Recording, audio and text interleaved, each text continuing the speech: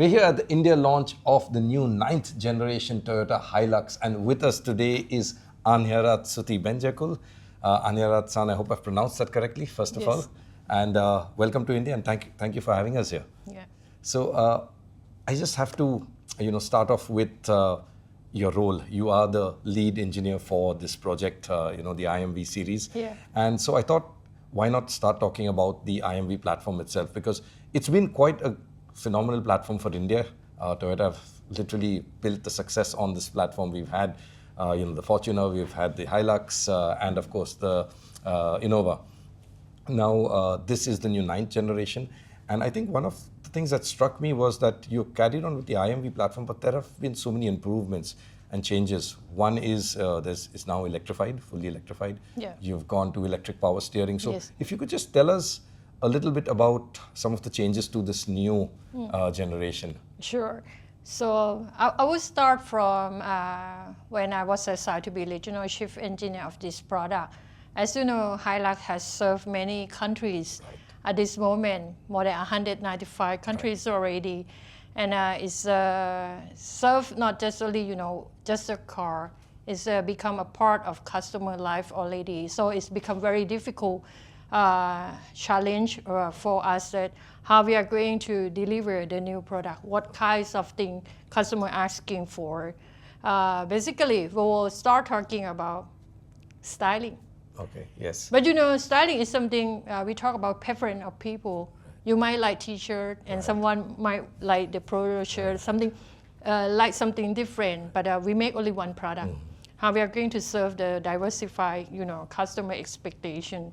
So we did travel to many places to understand culture, how they live, how they use the car, what is the laws of the Hilux, to understand the design concept. And we took our partner at Toyota Motor Australia with us, and then we do that together. So the styling is something important because our Hilux is not served only work use. Some customers are used for private. Right. Even some customers want to use for leisure. That is something we want customer to be proud of having the new Hilux. So styling is one thing that we have, it become one of challenge. And a part of that, Hilux is the Hilux. We really need to have off-road performance. Right. It's not the vehicle running in the city, just go and back from school or office, but it really need to go up to the mountain. And it really need to go to the snowy location. That is why this time we strengthen the platform, and we are introducing the new feature like the multi-terrain select. And even customers who are not familiar with using the four-wheel drive, they can use it more easily. It's more user-friendly. So we are equipped with so many features. A part of the MTS, we are doing the new suspension, and we are provide more comfortable driving by the EPS, you call electronic power steering. And we also increase the body rigidity, something that is invisible to customer. We increase that on the cabin, and we change the mounting system of the engine and the body. And you know that the vibration that comes from the load will input to the body of the customer. So how we are going to manage the balance of this.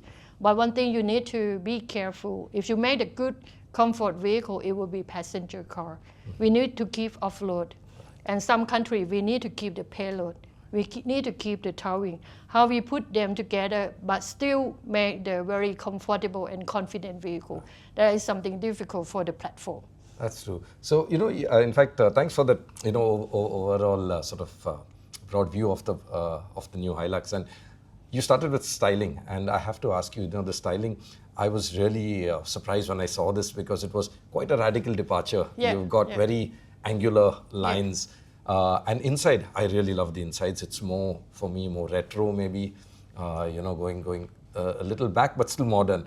So where did this come from? Was it market feedback? And, is this the kind of styling that you will now adopt for this platform, or is it only specific to the Hilux?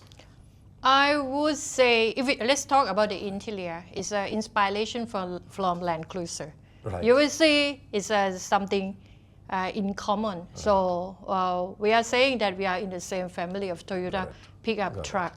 So that inspiration of the interior. Right. But since the Hilux has been used in very tough condition, we cannot make it soft like the passenger car, you know. So we still try to maintain between the toughness and agility. That is the concept of interior. For the exterior, this will be very challenging me as well because you know, the current Hilux we are doing like very tough, very bulky. Right. And that is something customer asking. But when we look on the trend of the market and we look ahead, we see that the modern pickup truck is required. If you make it too bulky, it will become outdated very soon.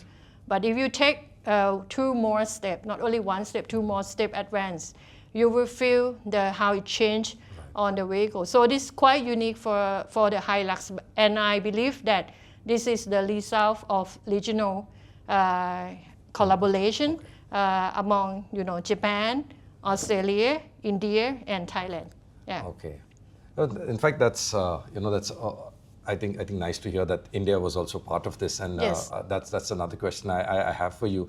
You know, how much of contribution, or rather, you know, did India play a role, and in what way in the development of this new gen? We got many TKM, Toyota Corolla motor engineers in our office. Okay, so Many they're of working them, on this. starting from planning, Okay. body engineering, until vehicle evaluation. We got many of them. So the best thing that we have regional engineers in our office, we can cross-check about the direction of the product with their customer. They can feedback timely, and then we can include in our planning. Yeah. Okay, that's interesting. And you know, there was another thing. You said you all had stiffened the body, you know, the body torsional stiffness. So when you mean this, is this the body shell or is it the ladder frame? Because this is a ladder frame construction. It's not a monocoque, right? So we do reinforcement both of the frame at the side rail, or we call cross member that light on the frame, and we increase the body welding on the cabin. Okay. So increase the body rigidity and reduce the vibration that come, you know, transfer to the body of customer. Okay. Oh yeah. So that's so basically it's both. Both and of overall them, you yes. need to Yes. stiffen the structure, right? And on the Hilux, like you said, I mean, it's got a multi-role demand, right? You've got city, you've got off-roading, but you've also got payload capacity and things like that. When it comes to, you know, engineering a vehicle like this, let's say that has a sort of diverse role, like payload, for example, you know, you've got to take a lot of weight, you've got to have a flat load bed and things like that. But it might mean nothing for somebody who just wants to go out camping, right? So where do you trade off, and how do you draw that sort of line? How do you make a compromise between payload specifically? Because from what I understand, let's say if you're going for a higher payload capacity, you end up with maybe stiffer springs to handle that, maybe leaf springs and things like that. And that is not so great for ride. So where do you all, where do you lean more towards? I would say there is no one product meet all demand and requirements in the market. There is some limitation of the platform. And we do understand in some case of customer, I use the car quite extremely. They may want to, I will give you example like in Thailand.